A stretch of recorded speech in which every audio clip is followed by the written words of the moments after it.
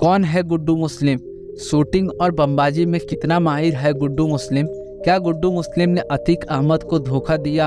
अतीक अहमद के संपर्क में कैसे आया गुड्डू? क्या गुड्डू की पत्नी के अलावा कोई प्रेमिका भी है?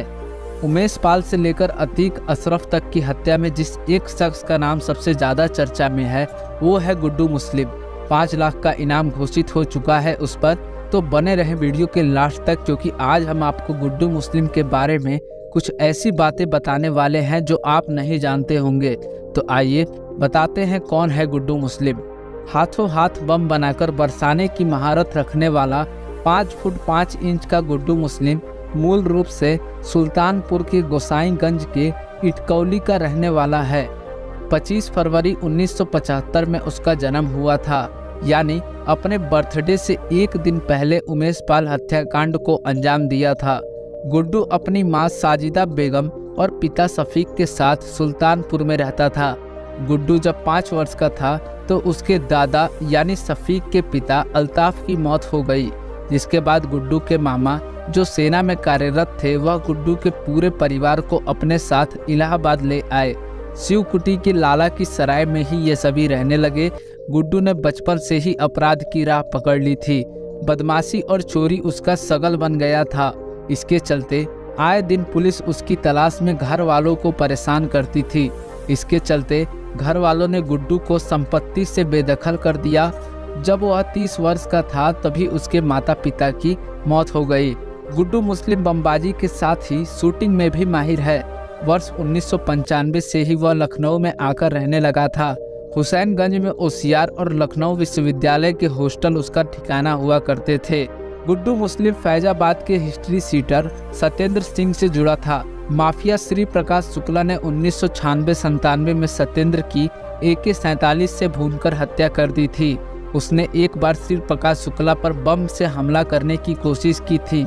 नई बनी STF की टीम ने श्री प्रकाश शुक्ला से जुड़ी पूछताछ के लिए गुड्डू को रिमांड पर भी लिया था। वर्ष 1999 में गुड्डू को गोरखपुर के नारकोटिक्स के मामले में गिरफ्तार किया था। इस मामले में उसे 10 वर्ष की सजा भी हुई थी। हालांकि अतीक अहमद ने उसकी हाई कोर्ट से जमानत करवा ली थी। गुड्डू गोरखपुर के कुख्यात माफिया डॉन परवेज टाडा के लिए बम बनाता था। परवेज ने गुड्डू को बिहार के माफिया डॉन उदय भान से मिलवाया था।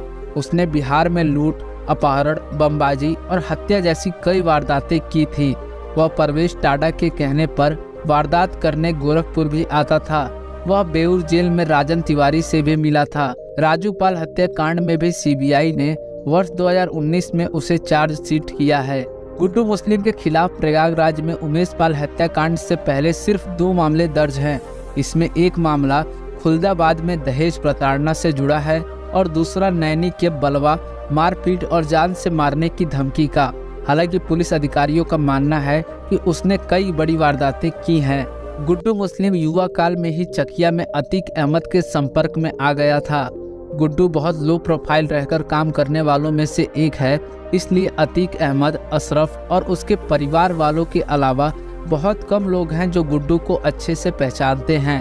उसे पहचानने वालों में उसकी कथित चांदनी, उसके बेटे आबिद, कोहिनूर, फैजान और जिसान हैं। गुड्डू मुस्लिम ने आबिद की चक निरातुल में मटन चिकन शॉप और कोहिनूर की शाहगंज चिड़ियाखाना में चिड़िया व चिकन की दुकान खुलवाई है।